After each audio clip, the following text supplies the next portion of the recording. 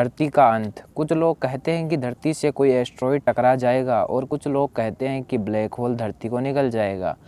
पर जब तक ये होगा तब तक साइंस इतनी तरक्की कर लेगी कि इन घटनाओं को साइंस शायद रोक दे।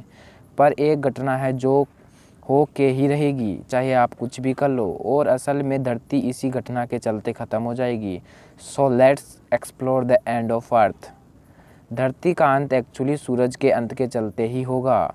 जब तक सूरज रहेगा तब तक धरती रहेगी। इसलिए सबसे पहले हम लोगों को ये समझ लेना चाहिए कि किसी तारे का अंत कैसे होता है। आफ्टर ऑल हमारा सूरज भी तो एक तारा ही है ना।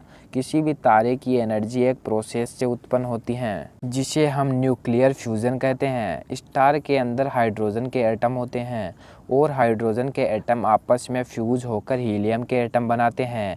इन न्यूक्लियर फ्यूजन से सूरज और बाकी तारों को उसकी एनर्जी प्राप्त होती है और हीलियम एटम्स जो हाइड्रोजन एटम्स के मिलन से बनते हैं वो भी आपस में फ्यूज होना शुरू कर देते हैं और जिससे उस तारे को और भी ज़्यादा एनर्जी मिलती है। और जैसे हाइड्रोजन मिलकर हीलियम बनता है वैसे ही हीलियम और हीलियम मिलकर कार्बन बनता है। वैसे ही प्रोसेस चलती रहती है तो नए नए एलिमेंट बनते रहते हैं, जैसे नियॉन, ऑक्सीजन और आखिर में आयरन। पर जब आयरन की स्टेज आती है तो हालात थोड़े से बदल जाते हैं। आयरन को फ्यूज करने से एनर्जी नहीं पैदा होती और उस स्टार के कोर में आयरन इकट्ठा होते रहते हैं और वो स्टार तब तक ही ठीक रहता है जब तक सारा ईंधन ख़त्म न हो जाए।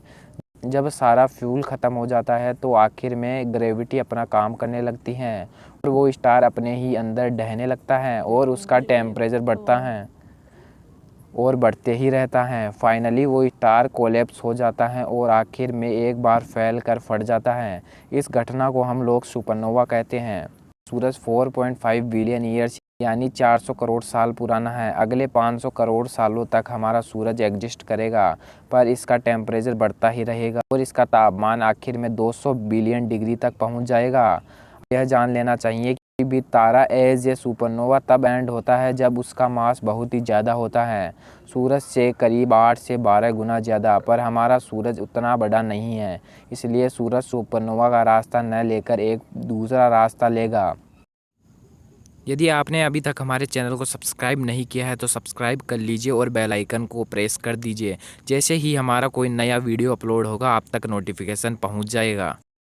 जब सूरज इस स्टेज में पहुंच जाएगा तो वह एक्सपेंड होने लगेगा और यह एक नॉर्मल स्टार से रेड जाइंट में कन्वर्ट हो जाएगा और यह सूरज जो अब हमें ज़िंदगी देता है वही सूरज हमें अपने तीव्र ताप से हमारी धरती को ख़त्म कर देगा। उसके बाद अगले 700 करोड़ सालों तक यह फैलता रहेगा और इसका साइज़ अभी के मुकाबले 200 गुना ज़्यादा हो जाएगा।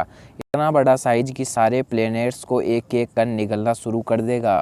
सबसे पहले मरक्यूरी यानी बुध ग्रह को, फिर वेनस यानी शुक्र ग्रह को और आखिरी में हमारी धरती को।